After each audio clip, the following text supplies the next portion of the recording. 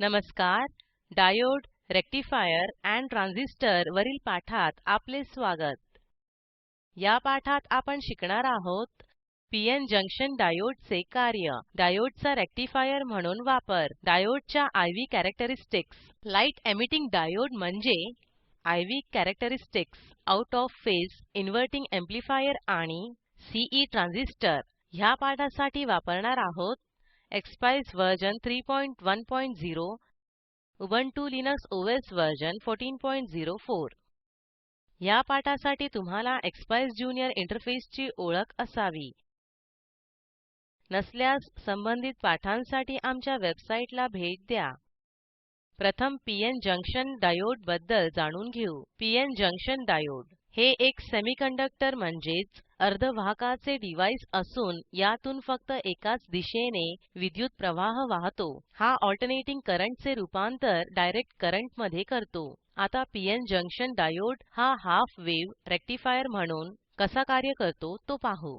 या प्रयोगात आपण फॉरवर्ड बायस मध्ये AC सिग्नलचे DC सिग्नलमध्ये रूपांतरण, रिव्हर्स बायस मध्ये AC सिग्नलचे DC सिग्नलमध्ये रूपांतरण, फिल्टर कॅपॅसिटरच्या सहाय्याने AC कॉम्पोनेंट फिल्टर करणार आहोत. आता विद्युत मंडलाची जोडणी समजून घेऊ. 1K चा रेझिस्टर ग्राउंड आणि A2 च्या मध्ये जोडला आहे.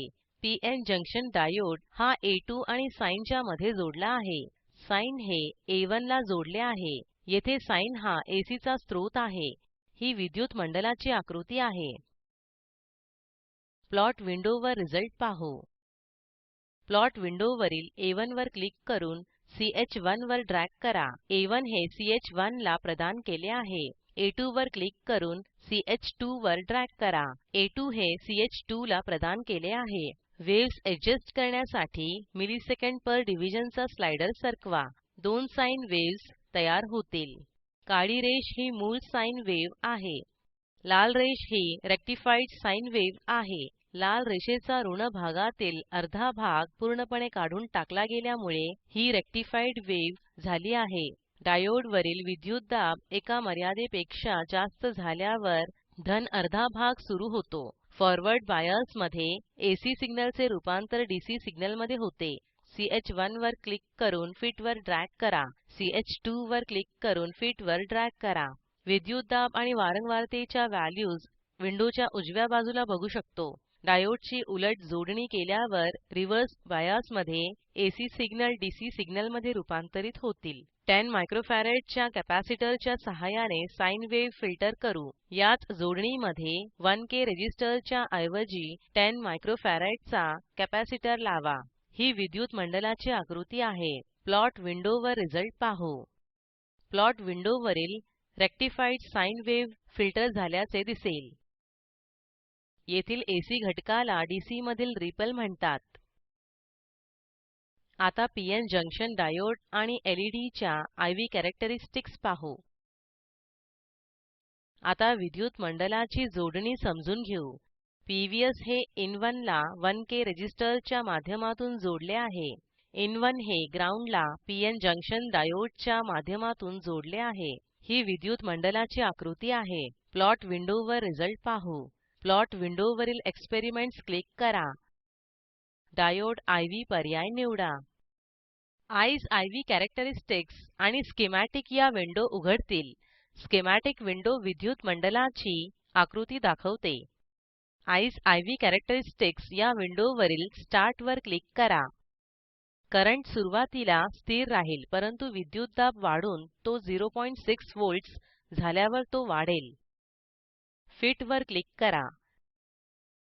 डायोड इक्वेशन आणि आयडिलिटी फॅक्टर दाखवले जातील. डायोडचा आयडिलिटी फॅक्टर 1 आणि 2 च्या मध्ये बदलत आहे.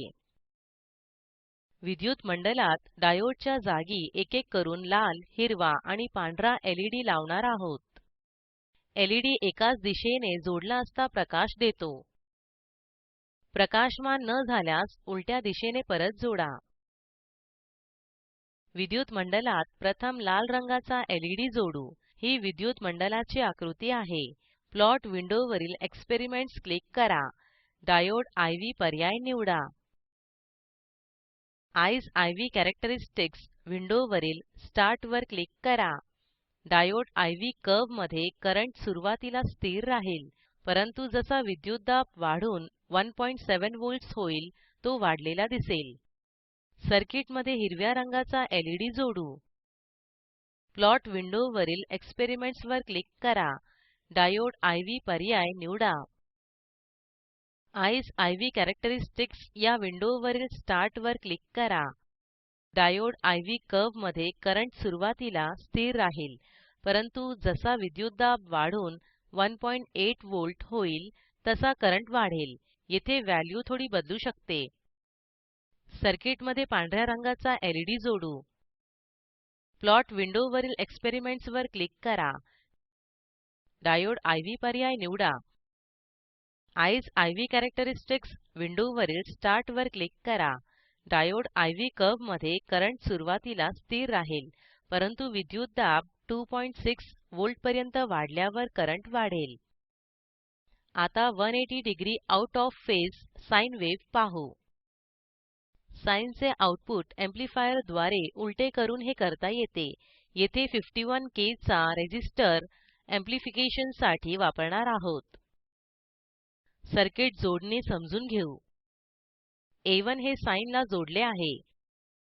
51K चा रेझिस्टर साइन आणि इन च्या मध्ये जोडला आहे. आउट हे A2 ला जोडले आहे.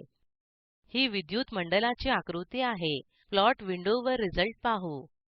प्लॉट विंडोवरील A1 वर क्लिक करून CH1 वर ड्रॅग करा. A1 हे CH1 ला प्रदान केले आहे. A2 वर क्लिक करून CH2 वर ड्रॅग करा. A2 हे CH2 ला प्रदान केले आहे. वेव्हज ऍडजस्ट करण्यासाठी मिलीसेकंड पर डिव्हिजन चा स्लाइडर सरकवा. 180 डिग्रीचा फरक असलेले दोन AC वेव्हफॉर्म्स तयार होतील. CH1 वर क्लिक करून फिट वर ड्रॅग करा. CH2 वर क्लिक करून फिट वर ड्रॅग करा.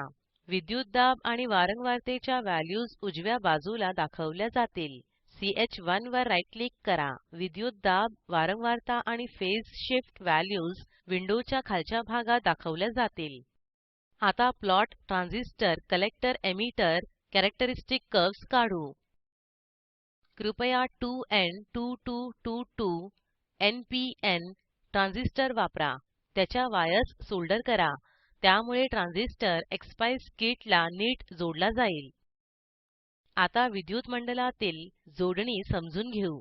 SQR1 हे 200K च्या रेझिस्टरला जोडले आहे. 200K चा रेझिस्टर ट्रान्झिस्टरच्या बेसला जोडला आहे. PVS हे 1K रेझिस्टरच्या माध्यमातून कलेक्टरला जोडले आहे. In1 हे 1K चा रेझिस्टर आणि कलेक्टरच्या मध्ये जोडले आहे. एमिटर हा ग्राउंडला जोडला आहे. 100 मायक्रोफॅरेड चा कॅपॅसिटर 200K चा रेझिस्टर आणि ग्राउंडच्या मध्ये जोडला आहे. ही विद्युत मंडलाची आकृती आहे. प्लॉट विंडोवर रिझल्ट पाहू. प्लॉट विंडोवरील सेट PVS ची व्हॅल्यू 3 व्होल्ट करा. अंतर्गत विद्युतदाब देण्यासाठी PVS ची व्हॅल्यू 3 व्होल्ट्स वर सेट केली आहे. एक्सपेरिमेंट्स वर क्लिक करून ट्रान्झिस्टर CE हा पर्याय निवडा.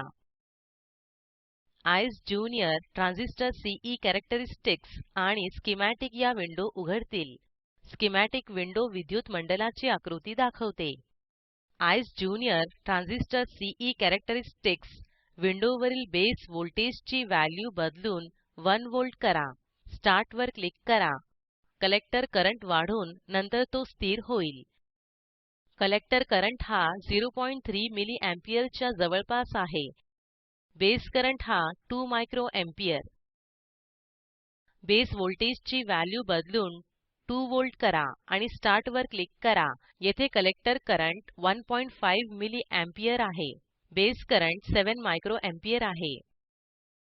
बेस व्होल्टेजची व्हॅल्यू बदलून 3 व्होल्ट करा आणि स्टार्ट वर क्लिक करा. येथे कलेक्टर करंट 2.7 मिली एम्पियर आहे. बेस करंट 12 मायक्रो एम्पियर आहे. थोडक्यात या पाठात आपण शिकलो. PN जंक्शन डायोडचे कार्य, डायोडचा रेक्टिफायर म्हणून वापर, डायोडच्या IV कॅरेक्टरिस्टिक्स, LEDच्या IV characteristics, out of phase, inverting amplifier आणि CE ट्रान्झिस्टर. असाइनमेंट. स्रोतापासून प्रकाशाची तीव्रता आणि त्यातील बदल मोजा. ही विद्युत मंडलाची आकृती आहे. आऊटपुट असा दिसायला हवा. या व्हिडिओमध्ये तुम्हाला स्पोकन ट्युटोरियल प्रॉजेक्टचा सारांश मिळेल. जर तुमच्याकडे चांगली बँडविड्थ नसेल, व्हिडिओ डाउनलोड करून बघा. Spoken tutorial project team spoken ट्युटोरियल्सच्या सहाय्याने कार्यशाळा चालविते. विद्यार्थ्यांना प्रमाणपत्रही दिले जाते. अधिक माहितीसाठी कृपया आम्हाला लिहा. स्पोकन ट्युटोरियल प्रॉजेक्टसाठी अर्थसहाय्य NMEICT MHRD government of India यांच्याकडून मिळालेले आहे. सहभागासाठी धन्यवाद.